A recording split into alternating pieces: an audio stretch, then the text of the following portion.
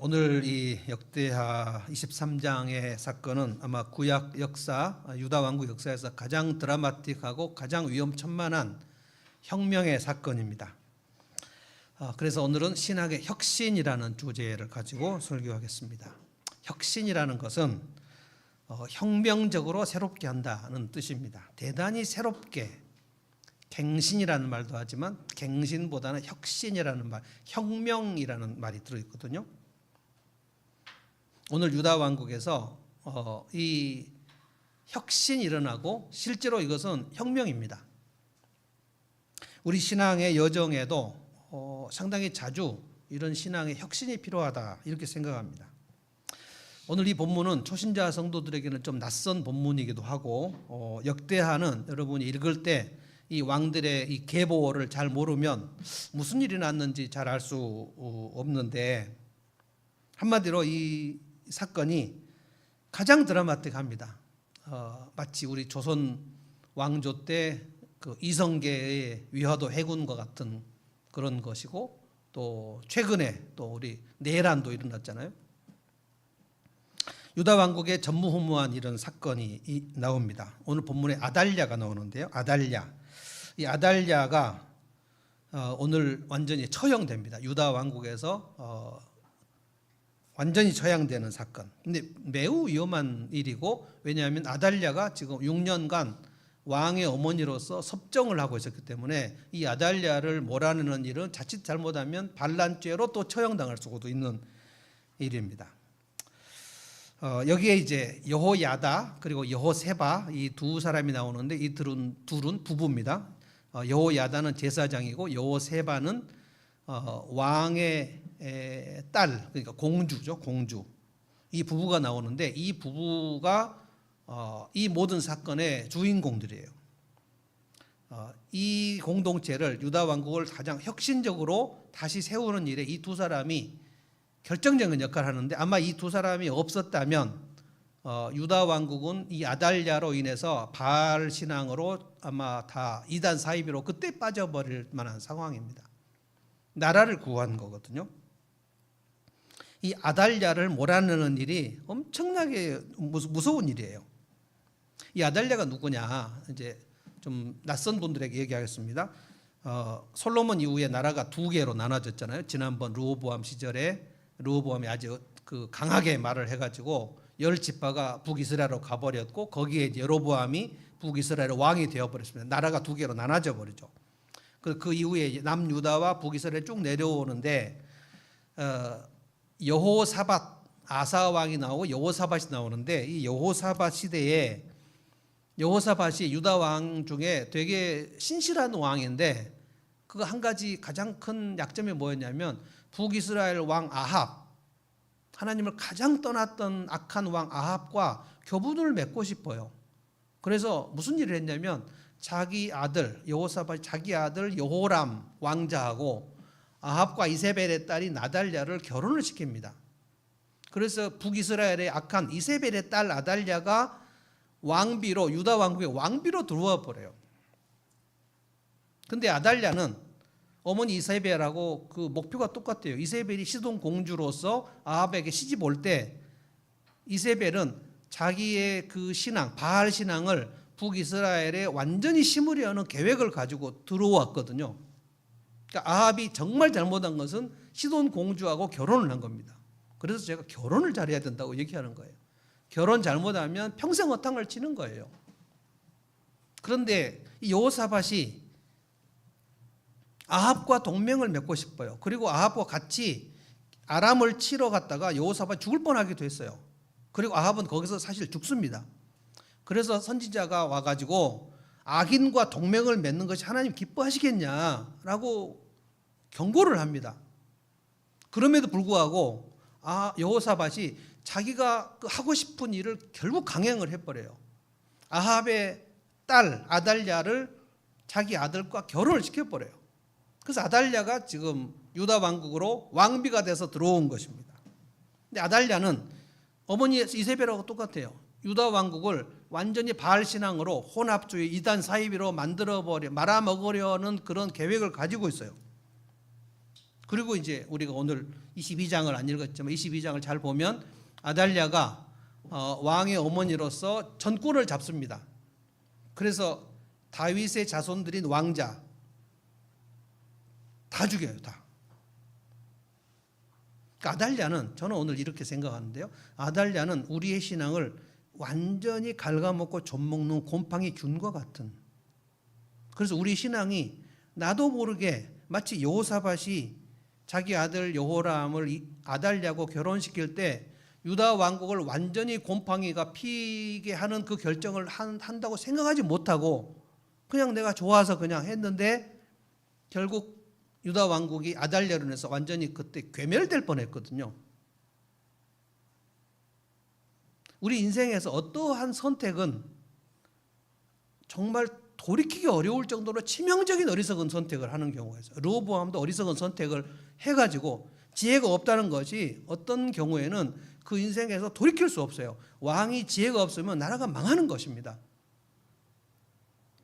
여호사밧이 그런 결정을 했을 때 내 며느리 아달랴가 유다 왕국을 완전히 초토화시킬 수 있다는 생각을 못해요. 그냥 결혼시키고 싶다. 아달랴가 완전히 유다 왕국을 영적으로 괴멸시키려고 합니다. 근데 이 일에 야다와 여호사밧이 6년간 그 요아스라는 왕자를 성전에 숨겼다가 제 7년째에 혁명을 일으켜서 아달랴를 몰아내고 요아스를 다시 왕으로 세우는, 이게 다윗의 자손인 하나님께 다윗에게 주신 언약을 다시 세우는 것이거든요. 그래야 다윗의 자손 예수 그리스도까지 오는 거예요. 하마터면 아브라함과 다윗의 자손 예수 그리스도가 오는 길을 철저하게 끊어버리는 일을 여호사밧이 할 뻔했다고요. 이것을 여호야다 여호세바가 막습니다. 이게 신앙의 혁신입니다.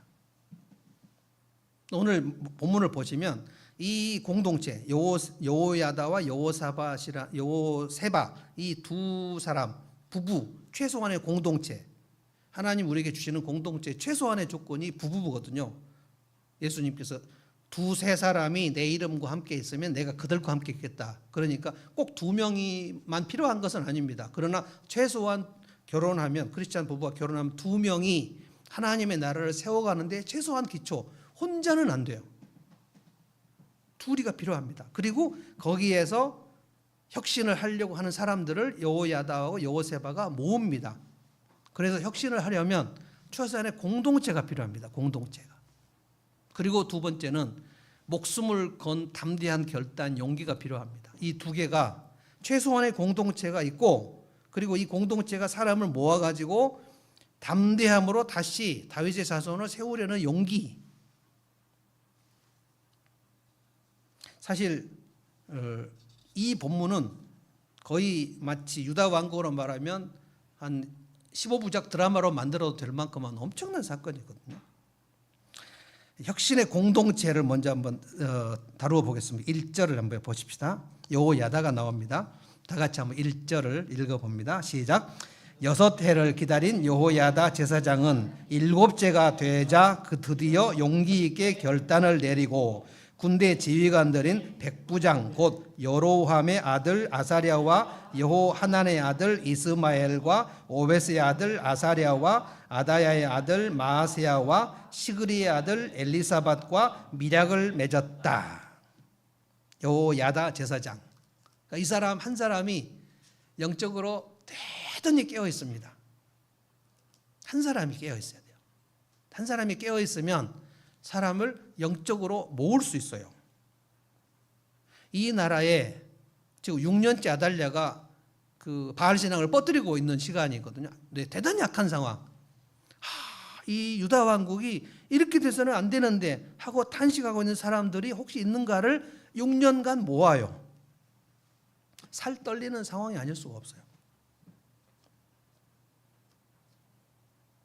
그 22장을 전체로 우리가 읽어야 되지만, 그래서 오늘 본문을 이제 22장 10절부터 제가 읽었는데 10절을 제가 읽어보겠습니다. 아하시야의 어머니 아달랴는 아하시아는 누구냐면 여호사밧, 여호람, 아하시아 이렇게. 아하시아의 어머니 아달랴는 그러니까 아버지 아하시아의 아버지는 여호람, 여호람이 여호사밧의 아들. 아달랴는 자기 아들이 죽는 것을 보고 아하시아가 죽었거든요. 하나님이 1년 만에 죽이십니다. 그 아버지 여호람도 창자에 병이 들어서 죽이십니다. 자기 아들이 죽으니까 내가 이 차시에 왕으로 올라가 가지고 그래서 이 아하시아의 친족들, 유다 집의 왕족들, 그러니까 다윗의 자손을 죽이는 상황이에요. 엄청난 겁니다. 다윗의 자손을 씨를 말리겠다. 이거는 제가 성탄절 때마다 이 얘기를 하는데 헤롯 왕이 다윗의 자손 메시아가 나왔다, 태어났다라는 얘기를 듣고 2살 미만의 아기들을 다 죽이라고 살해 명령을 내리지 않습니까? 그러니까 메시아의 싹을 자르려고 하는데 이때 아달랴도 메시아의 싹을 자르려고 했어요. 창세 이후 계속해서 마귀는 메시아의 싹을 자르는 일을 여러 번 시도했습니다. 실패했죠. 이집트 왕 바로도 어떻게 했습니까? 남자 아기가 태어나면 거기에서 혹시 모세가 태어나면 안 되니까 남자 아기를 태어나면 나일강 물에 다 빠져 죽이라고 얘기했거든요. 히브리 산파들이 안 죽였죠.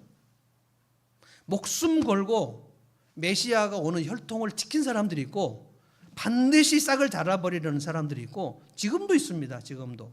내 삶에서 예수 그리스도의 이름을 시거지게 만들려는 어둠의 세력은 지금도 있어요. 나도 모르게 여호사밧처럼 나는 좋은 일을 하였는데 나는 하고 싶은 일을 했는데 이상하게 나도 모르게 믿음이 침체되고 그래서 예배가 싫어지고 기도가 싫어지는 일은 지금도 마찬가지예요. 그 사람의 인생에서 예수 그리스도가 싹이 나지 못하게 싹을 자르려는 일은 지금도 마귀가 오는 사자처럼 하고 있습니다. 한국 교회에서 예수 그리스도 이름이 영화롭게 되지 못하도록 하는 일을 마귀는 엄청 하고 있습니다. 지금 교회가 세상에 빛이 되지 못하게 하는 일을 엄청 하고 있어요. 그 일을 목사들이 주동돼서 하는 일도 있습니다.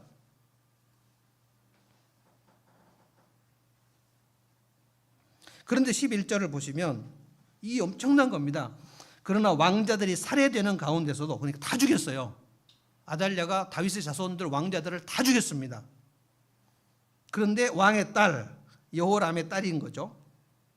여호사밧가 아하시아의 아들 요아스를 몰래 빼내서 그건 갓난아기예요. 요아스를 유모와 함께 침실에 숨겨서 아달랴에게서 화를 면하게 했으므로 아달랴가 요아스는 죽이지 못하였다. 요아스가 어디에 있는지 몰라서 못 죽인 거예요.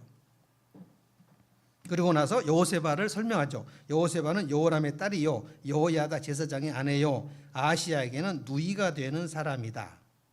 그러니까 아하시아의 아들이 요아스인데 아하시아의 누나가 지금 여호세바예요. 그러니까 요아스 왕자에게는 고모가 되는 거예요. 그리고 여호야다는 고모부가 되는 거예요. 고모하고 고모부 이 두 사람이 영적으로 깨어 있어서 다윗의 자손을 유다 왕국에서 보호해야 되겠다는 결심을 합니다. 어마어마합니다. 그리고 6년간 유모를 통해서 성전에서 몰래 키워요. 왜냐하면 여호야다가 제사장이잖아요. 성전에서 키워요. 저는 이 6년 동안 여호야다와 여호세바가 어떤 대화를 나눴을까 생각을 해봤어요. 6년간 어떤 마음이었을까? 그리고 악한 시대에 시대가 악하면 의인들이 할 수 있는 게 두 가지밖에 없어요. 탄식 그리고 기도.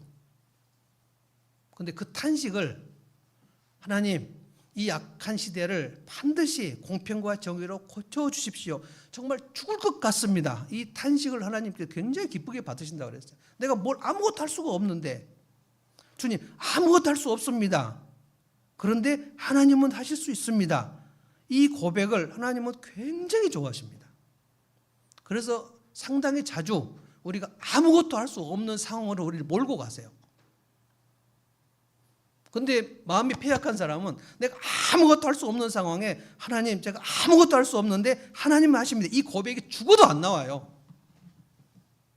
죽어도 안 나온다고요. 악한 시대의 의인들은 탄식을 합니다. 그리고 이 부부가 요아스를 숨기고 나서 어떻게 했을까요? 이 유다 왕국에서 저 아달랴를 몰아내야 될 텐데 어떻게 하면 몰아낼 수 있을까? 어떻게 하면 다시 다윗에 있어서 이 요아스를 왕으로 세울 수 있을까? 1살, 2살, 3살, 4살 이 아이가 울음소리가 커져버리면 굉장히 복잡한 거예요. 그럼 다 죽는 겁니다. 정말 살벌하고 살떨리는 시간이 아닐 수 없어요. 저 아달랴를 몰아내야 되는데. 근데 부부만 갖고는 안 되잖아요. 그래서 6년 동안 요아스가 크는 시간과 그리고 6년 동안 이 믿음의 혁신을 할 수 있는 사람을 모아요. 목숨 걸고 모읍니다. 악인들도 항상 사람을 모아요. 담합을 해요. 그래서 공동체를 무너뜨리려고 모아요. 이걸 악의 담합이라고 합니다. 굉장히 파워가 셉니다. 악의 담합. 공동체를 세우려는 사람들도 사람을 모아요. 그런데 최소한의 믿음의 공동체가 2 이상이 있어야 돼요. 그러면 하나님께서 그들의 마음 중심을 보십니다. 이 혁신의 공동체가 여호야다와 여호세바예요. 그래서 믿음의 부부의 대화는 굉장히 중요합니다. 우리가 이 공동체를 세우자. 목장으로 말하면 우리가 이 목장을 믿음으로 세워봅시다. 우리가 이 교회를 세워봅시다. 악한 세력이 어떻게 이 공동체를 흐트리고 식어지게 만들고 하는 것을 볼 수 있는 눈이 있어야 돼요. 그 눈을 가지고 있어야 어떻게 무너뜨리고 있는가, 우리 공동체가 어떻게 지금 악한 세력에 의해서 붕괴가 되려고 하는가, 어떻게 다시 세워야 하는가, 여기에 대한 대화가 끊임없이 있어야 돼요. 이세벨이, 이 아달랴 어머니 이세벨이 뭘 했는지 기억나십니까? 이세벨이 아합 왕에게 시집 왔을 때 이세벨은 바알 신앙, 아세라 여신상, 그 아세라 여 선지자, 바알 선지자 850명 데리고 왔습니다. 그리고 그때부터 이세벨이 한 게 뭐냐면 여호와의 선지자들을 찾아서 다 죽였습니다. 국내 대신 오바댜, 여러분 생각하세요? 국내 대신 오바댜가 아합의 가장 그 충직한 신하여 가지고 아합은 이 오바댜가 하나님을 그렇게 경외하는지를 잘 모르고 굉장히 신임을 합니다. 이 오바댜가 자기 집에다가 여호와의 선지자들 50명씩 그 숨겨요. 이것도 이세벨에게 들키면 오바댜는 그때 능지처참입니다. 근데 이 오바댜가 여호와의 선지자를 숨긴 걸 아무도 몰랐어요. 여러분, 아합과 이세벨 때 있었던 하나님의 선지자 이름이 뭡니까? 엘리야죠. 엘리야도 몰랐어요. 엘리야는 뭔 생각했냐면 여호와의 선지자들을 이세벨이 다 죽이고 나만 살았다고. 그래서 난 너무 외로워서 죽겠다고, 난 누구하고 같이 일하냐고 하나님께 로뎀나무 밑에서 엄청 하나님께 하소연했습니다. 하나님이 엘리야에게 뭐라고 하셨죠? 바알에게 무릎 꿇지 않는 자가 7,000명이 있는데 너는 왜 너 혼자라고 생각하냐? 항상 우리의 인생에서 가장 취약한 시간이 뭐냐면 세상에 나 혼자뿐이라고 생각하는 거예요. 나 혼자만 이런 일을 당할 것이다라고 생각하는 거예요. 그럼 인생을 살아보시면 내가 당한 일, 비슷한 일 내 옆에 있는 사람 다 당하고요. 저는 어렸을 적에 나 혼자만 엄마가 없다고 생각했는데 제가 상담해 보니까 엄마 없는 사람이 엄청 많아요. 엄마만 없는 게 아니고 아빠도 없고.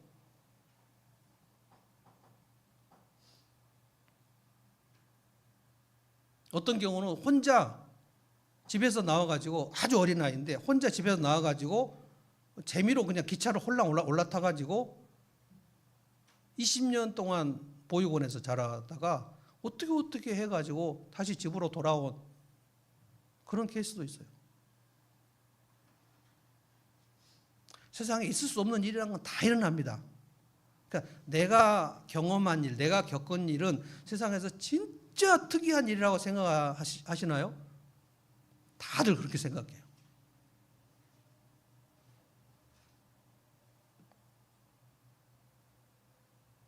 이세벨이 그랬던 것처럼 아달랴도 그렇게 합니다. 아달랴, 이세벨의 목표는 뭐냐면 하나님의 공동체 안에서 이 예수 그리스도 이름, 여호와 하나님의 이름을 다 싹을 잘라버리는 거예요. 이 악한 세력은 자비가 없습니다. 남겨두지 않아요.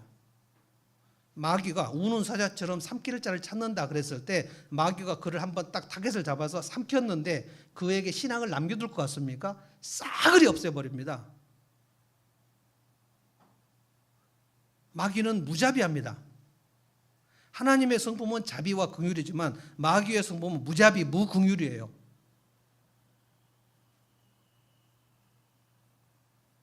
그래서 우리나라 고스톱의 역사에서 싹쓸이 고스톱이 언제 나온지 아세요? 전두환 때 나왔습니다. 전두환이 싹쓸이 하는 그거를 보다가 우리 누구나 국민들이 고스톱 할 때 싹쓸이 고스톱을 만든 거예요. 다 먹는 거. 이긴 사람이 다 먹는 거. 그 고스톱이 그때 나온 거예요. 1980년대. 마귀는 우리의 신앙을 싹쓸이 해버리려고 합니다. 그러니까 조금의 신앙도 남아있지 않게 해버려요. 그러니까 한번 마귀에게 딱 잡히면 끝입니다. 우는 사자처럼 여러분과 저 아무도 면역이 없습니다. 저는 제법 괜찮았던 분들이 아주 못쓰게 된 경우를 제가 눈으로 여러 케이스를 봅니다. 나는 뭐 모태신앙이니까, 나는 목사니까, 나는 무슨 30년 믿었으니까 나는 마귀가 안 건드리겠지. 그러면 다윗은 왜 건드렸어요?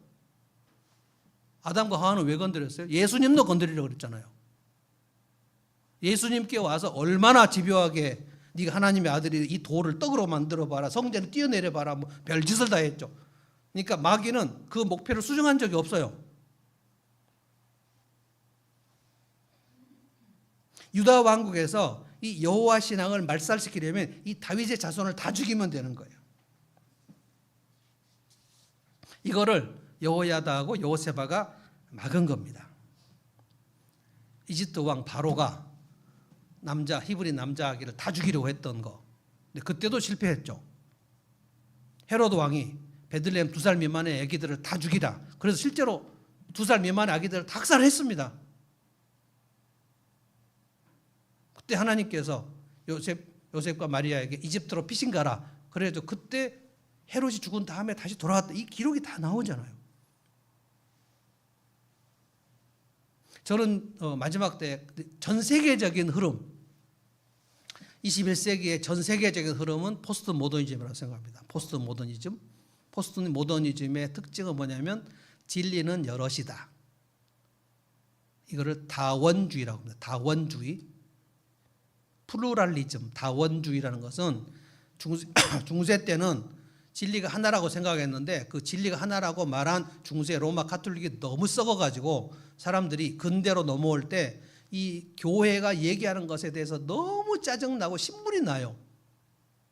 그런데 그게 근대까지 올 때도 모더니즘 시대까지만 해도 중세가 가지고 있어요. 진리는 하나다라는 생각, 진리는 여럿이 아니다, 하나다라는 생각이 근대까지가 그때가 이거를 일관된 생각, 모든 학자들이나 모든 사람들 쪽에 진리는 하나지 어떻게 진리가 여럿이 있을 수 있어? 라는 생각이 있었던 게 근대입니다. 모더니즘, 이게 20세기까지예요. 21세기로 넘어오면서 포스트 모더니즘, 이거는 근대주의가 사라졌다. 근대주의 후기로 넘어왔다는 뜻입니다. 이게 특징이 뭐냐면 진리는 여럿이야. 그래서 성경을 믿는 기독교가 가장 불리한 것이 뭐냐면 우리는 예수 그리스도의 유일성, 나는 길이요 진리요 생명이요, 나로 말미암지 않고는 아버지께 갈 수가 없다. 내가 길이다. I am the way. 그러니까 개신교 이 성경을 믿는 크리스찬들에게 이 포스트 모더니즘 시대의 사람들은 왜 너만 꼭 진리가 하나라 그래요? 로마 가톨릭도 여럿이 있고 로마 가톨릭은 제사도 드리고 뭐 불교 뭐 스님들하고도 교제하고 굉장히 관용적이잖아요. 뭐 그렇지 않은 신분 있지만 물론 개신교 목사들은 더 이상한 사람도 많이 있지만 개신교의 이걸 이제 개혁주의라고 하는데 저같이 이제 보수적 개혁주의를 믿는 목사는 성경의 진리는 하나지 예수님을 믿고 천국 가는 거지 예수 안 믿고 무슨 뭐 착하게 살거나 뭐 성경에 나오는 얘기가 아닌 무슨 다른 구원의 방법이 있냐라고 제가 얘기할 때 포스트 모더니즘, 지금 우리 21세기 포스트 모더니즘이에요. 모든 사람들이 아니 왜 배목사는 진리가 하나라고 생각해? 산으로 올라가는 길은 여럿이 있는 거 아니야? 이 길도 가고 저 길로 A 코스, B 코스, C 코스 다 가서 거기 정상에서 하나 다 만나는 거지. 아유, 정말 참 구닥다리 신앙을 갖고 있네 라고 우리는 그렇게 다 둘러싸여 있어요. 굉장히 어렵습니다. 그래서 예수 그리스도를 믿는다 할지라도 예수님만 꼭 믿어야 구원을 받아? 라고 생각하는 사람들도 개신교인들 중에 되게 많습니다. 지금 우리는 다 지금 포스트 모더니즘 시대로 들어와 버렸어요. 그래서 진리는 하나다 라고 주장하거나 성경 말씀만 진리다 라고 주장하는 것은 대단히 구식입니다. 그래서 요즘에 재밌는 얘기 하나 해드릴까요? 성경을 동성애적 관점으로 읽는 신학 주석이 나왔습니다. 퀴어 성서 주석. 퀴어가 이제 동성애를 중심으로, 그래서 다윗과 요나단, 그 예수님과 사도 요한 뭐 이런 그거를 다 동성애적 관점에서 신학적으로 해석해야 된다라는 그 주를 이루는 성서 주석이 나왔어요. 전 세계적으로 아주 유명한 주석입니다. 그래서 이 퀴어 성서 주석을 인정하면 대단히 좀 현대적인 신학자 같이 되는 거고, 퀴어 주석을 저처럼 반대하면 대단히 구닥다리 신학을 가진 걸로 지금 되어버렸어요. 합신 목사님들 중에는 아마 9대1로 저 퀴어 성서, 퀴어라는 말을 성서 주석에다 넣는 것 자체가 저는 매우 불쾌합니다. 성경을 해석하는데 동성애적 관점으로 성경을 해석해? 이 말이 돼? 저같이 이렇게 이게 말이 돼? 라고 얘기하는 사람을 아이고, 그러니까 저렇게 옛날 그 고대 성경 주석 입장을 가지고 있는 배목사 같은 사람은 정말 말이 안 되는 거구나, 이렇게 얘기하는 학자들이 훨씬 많습니다. 물론 합신은 저처럼 생각하는 사람이 더 많을 거라고 좀 생각합니다.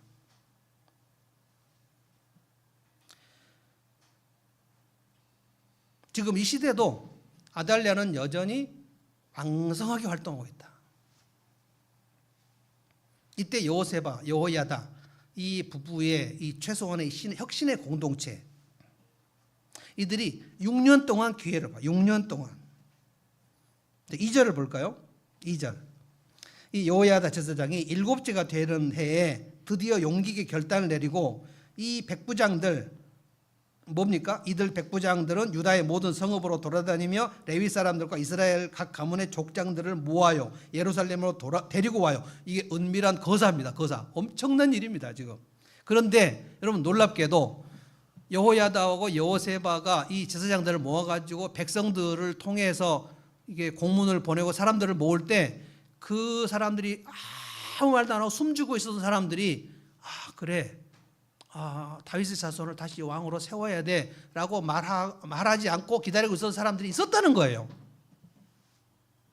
그러니까 누군가가 딱 깃발을 들고 나가는 때를 다들 기다리고 있었다는 거예요. 엄청납니다. 이들을 다 모아요, 여호야다가. 그래가지고 3절을 보십시오. 그들이 모두 하나님의 성전에 모여 왕의 아들 요아스와 언약을 세웠다. 여호야다가 그들에게 말하였다. 여기 왕세자가 계십니다. 이 사람들이 성전에서 왕자를 보고 깜짝 놀랍니다. 다윗의 자손이 한 명이 살아있었구나. 다 한 명밖에 없는 거예요 지금. 어떻게 살았지? 어떻게 7살이 됐지? 이거를 7년간 키운 게 엄청난 기적인 겁니다.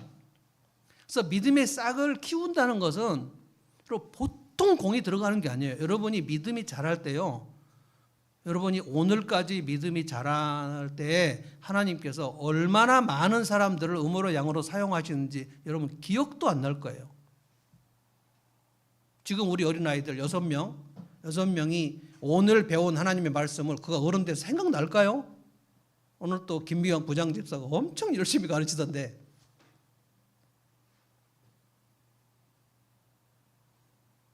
뭐 4명의 우리 그 김원혜 목사님 아이들은 김미경 집사님하고 혹시라도 헤어지게 되면 언제 저 집사님한테 우리 성경을 배웠고 그 김미경 선생님이라는 이름을 평생 기억할까요? 김미경 집사님 어떻게 생각하세요? 기억한다고 말해야지. 성경이나 지식만 가르쳐주면 생각이 안 나고요. 나를 진짜 개인적으로 아끼고 사랑해준 선생님의 이름은 기억이 납니다. 그 학문을 잘 가르쳐준 선생님의 이름은 기억 안 나요. 여러분의 지금 생각해 보세요. 내가 유치원 때부터 지금까지 나를 가르쳐준 선생님들 중에 이름이 생각나면 그분은 나를 사랑해 주신 분이에요. 기억납니다. 요아스 왕자를 보고 이 제사장들과 레위 지파 사람들과 백부장들이 정말 깜짝 놀래요. 와,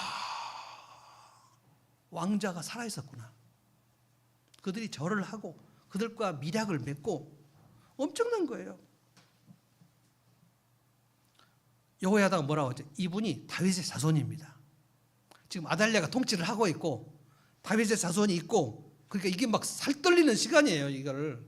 그러니까 여기서 거사를 치르자는 거예요, 지금. 여러분, 이 혁신의 공동체를 보시면 여호야다 그리고 여호세바는 여기에는 안 나오지만 그 여호세바가 얼마나 이것을 마음 졸이면서 이 일이 반드시 성사되어야, 여호야다의 마음과 여호세바의 이 마음, 이들은 어떤 이것을 해서 자기들의 권력을 누리는 사적 탐욕이 없어요. 다윗의 자손을 세워야 한다는 거예요. 그 다윗의 자손을 세워야 그 다윗의 자손으로 예수님이 오시고 여러분과 내가 예수를 믿는 거예요. 우리는 여호야다 여호세바에게 엄청 빚을 지고 있는 겁니다, 지금. 자, 그러면 이제 거사를 이루어야 되죠. 그래서 혁신의 용기, 담대함이 필요합니다. 4절 보십시다. 4절 제가 한번 읽겠습니다. 여호야다가 말합니다. 이제 여러분이 해야 할 일을 말하겠습니다. 이번 안식일에 맡은 일을 하러 온 당번 제사장들과 레위 사람들은 여기 성전에 도착하여 3분의 1은 성전을 지키고 3분의 1은 왕궁을 지키고 3분의 1은 기초문을 지키고 일반 백성은 주님의 성전들로 모이고, 이게 거사의 모든 잡 디스크립션 이거를 합니다. 그런데 이 본문을 보시면 이 혁신의 공동체가 몇 명인지는 알 수 없지만 일사불란하게 움직입니다. 지금 아달랴는 아무것도 모릅니다.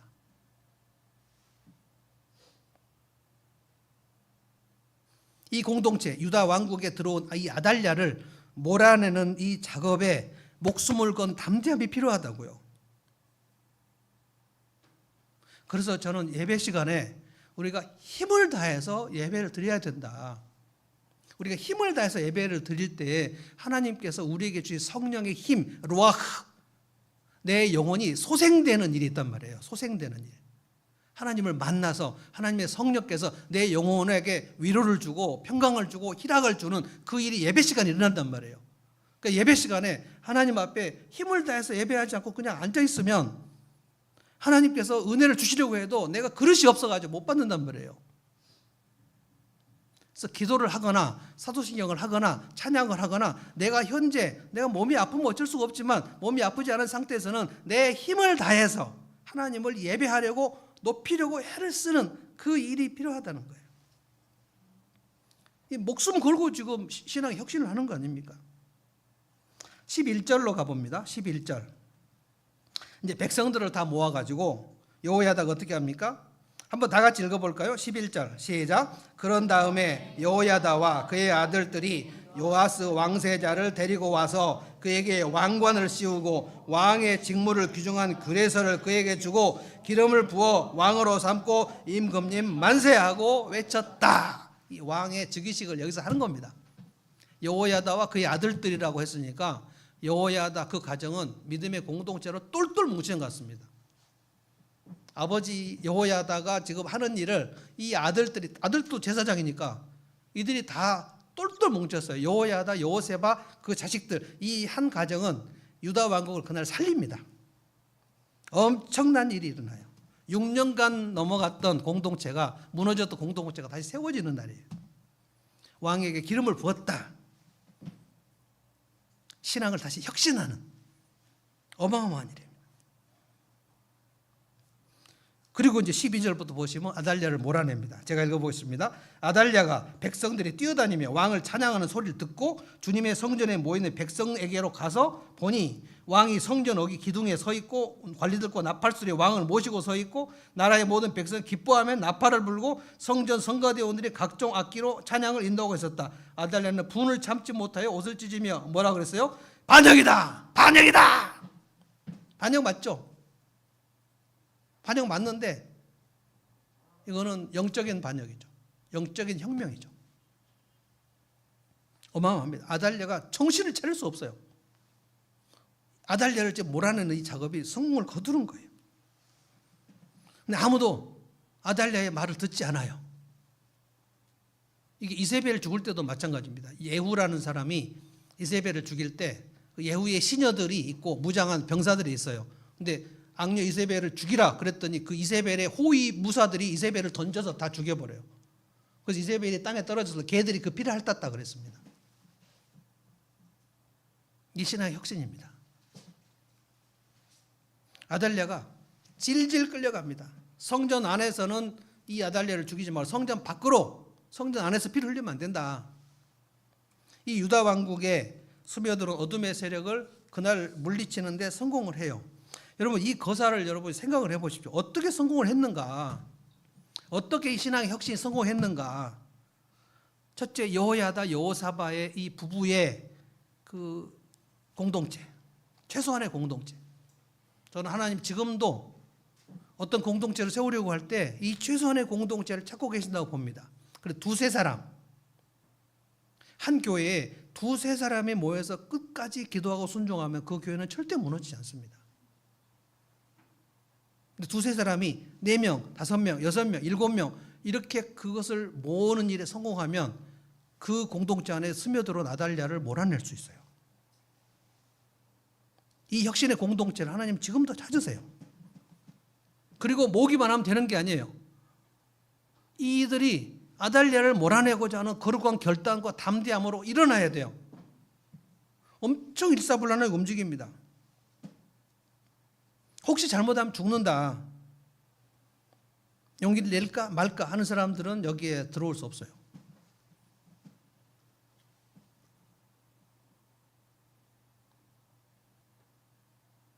지난 12월 3일 때도 어느 편에 설 것인가, 국민의 편에 설 것인가, 역사 앞에 설 것인가, 아니면 내란 앞에 설 것인가, 그들 중에 아주 고위직들, 평소에 가치관이 있어야죠.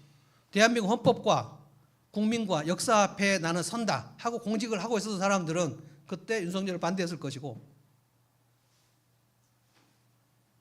명령을 거부했을 것이고 나는 그냥 어찌하든지 고위공직자로서 돈 많이 벌고 그리고 호의호식하면서 살아야 되겠어 라고 하는 사람들은 어떻게 할 수가 없어요. 어떻게 혁신을 합니까?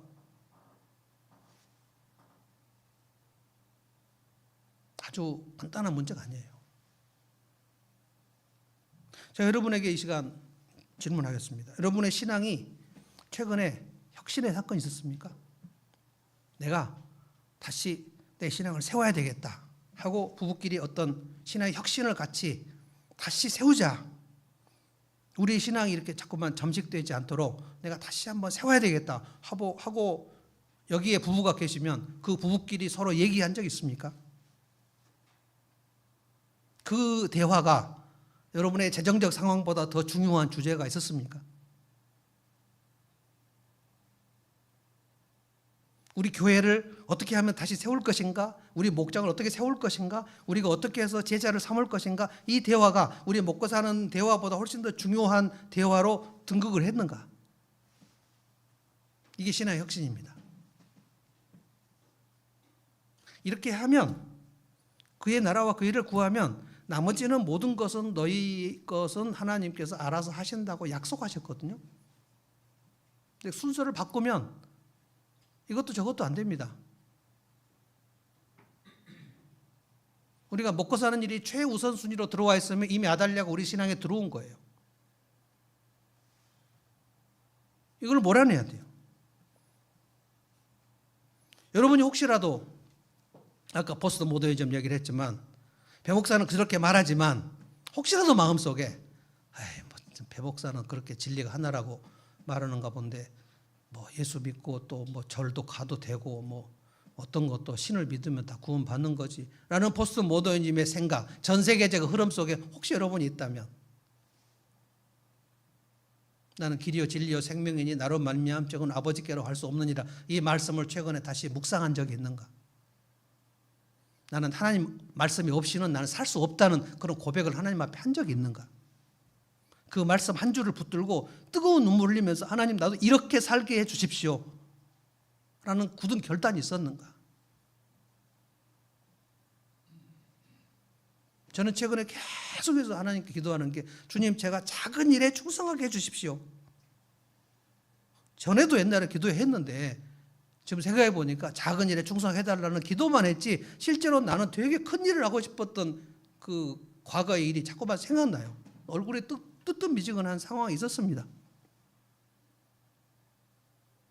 작은 일에 충성하게 해주십시오. 그리고 지극히 작은 자를 함부로 대하지 않게 해주십시오. 굉장히 중요한. 그리고 내가 어떤 찬송을 하든지 어떤 시간에 어떤 찬송을 하든지 내가 힘껏 하나님을 찬송하게 해주십시오. 매번 그것을 고백. 예배 드리기 전에 여기 앉아서 딱 앉으면 제가 오늘 또 누더기 같은 옷을 입고 주님 앞에 나왔는데 주님 나를 존귀한 옷으로 갈아입혀 주십시오. 이런 고백이 없이 그냥 앉아있으면 안 된다는 말이에요. 그러면 예배를 막 아무렇게나 드리는 교회가 돼버려요. 극장 다니듯이 막 왔다 갔다 하면서 예배를 드리는 그럼 아달랴가 막 돌아다니는 교회가 돼버린다고요. 너희가 서로 사랑하라 그랬는데 그냥 나 혼자 교회 왔다 갔다 하면 되지 뭐 이 사람을 사랑해. 눈을 마주치고 인사도 하고 사랑을 하려면 인사를 하고 같이 악수도 하고 안부도 묻고 이 작은 공동체에서 주일날 그 사람과 한마디도 나누지 않고 갈 수도 있어요. 그럼 혹시 그렇게 하십니까? 그럼 아달랴가 여러분 속에 깊이 들어온 거예요. 공동체? 배 목사는 맨날 공동체 얘기를 하지만 뭐 각자 그냥 교회 다니는 거지 뭐 공동체?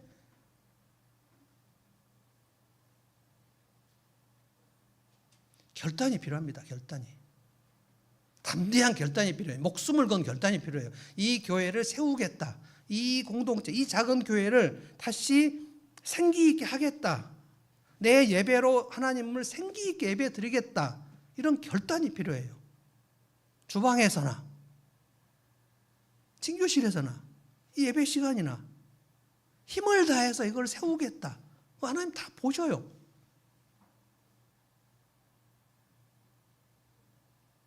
이런 신앙의 혁신이 주기적으로 필요하단 말이에요. 왜냐?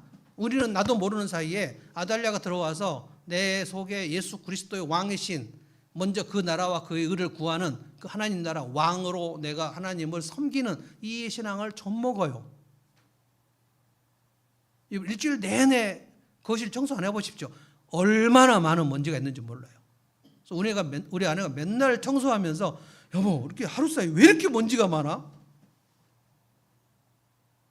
우리가 왔다 갔다 하면서 옷에 밖에 묻은 먼지가 막 거실에 들어오는 거예요. 그러면 이게 청소를 안 하면 엄청 먼지가 쌓입니다.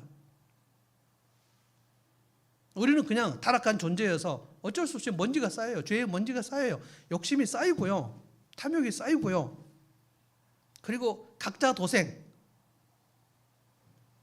저는 다원주의와 각자 도생. 이게 우리가 서로 사랑해야 된다라는 것이 진리라면 다원주의는 우리가 왜 각자 사랑해야 돼? 각자 사랑하지 않아도 돼. 왜 각자 서로 사랑해야 되는 생각을 우리가 왜 해야 돼? 그건 너의 진리고 너나 잘하세요. 나는 그냥 나 혼자 살아도 된다고 생각해.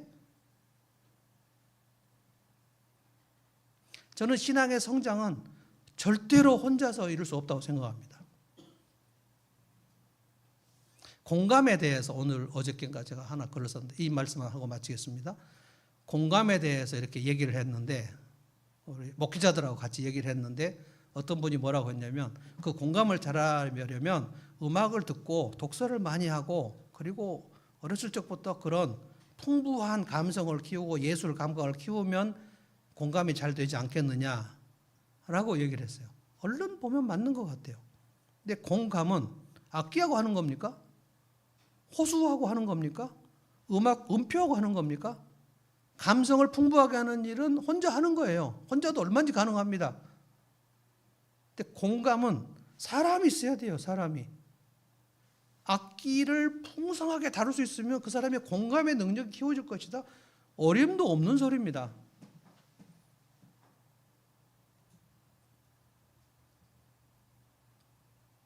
말씀을 마칠게요. 아달랴 6년 동안 유다 왕국의 예배는 완전히 식어져 버렸습니다. 어떤 솔로몬 성전에서 예배가 드려졌을까요? 아달랴 6년 동안 바알 신앙이 완전히 유다 왕국과 성전을 잠식해 버렸을 거예요. 그거를 6년간 제사장 여호야다가 탄식하면서 내가 다시 다윗의 자손을 왕으로 세우리라. 내가 다시 예배를 세우리라. 다시 성전에서 찬양을 세우리라. 이 결단을 6년간 눈물을 삼키면서 기다렸다가 드디어 제7년째 오늘 거사를 이루어서 오늘 아달랴를 몰아냈습니다. 이 혁신이 우리에게 필요하다는 거예요. 아달랴가 요아스를 왕으로 세운 그 일은 다윗의 자손 예수 그리스도를 내 삶에서 다시 왕으로 세우는 일하고 똑같습니다. 나의 왕 예수 그리스도로 내 삶에서 정말 왕으로서 내 삶의 어떤 영역도 구석구석 다 통치하고 계시는가? 나의 염려와 근심은 예수 그리스도 왕께서 나를 다스려서 내 염려와 근심은 사라졌는가? 나의 냉소주의는 사라졌는가? 나의 개인주의는 사라졌는가? 예수 그리스도께서 우리 왕이 되시면 내 삶의 영역을 다 다스려 하시죠. 그것을 성령 충만이라고 합니다. 이 신앙의 혁신이 여러분과 저에게 필요합니다. 종종 필요합니다. 그래서 이 하늘문교회 공동체 여러분과 저의 신앙의 혁신이 있어서 다시 요아스를 왕으로 세운 그 일이 오늘 일어난 이 여호야다 여호세바의 그 혁신의 일이 여러분과 저의 삶에서 반드시 재현되어야 된다고 믿습니다. 찬송하십시다. 찬송가 270장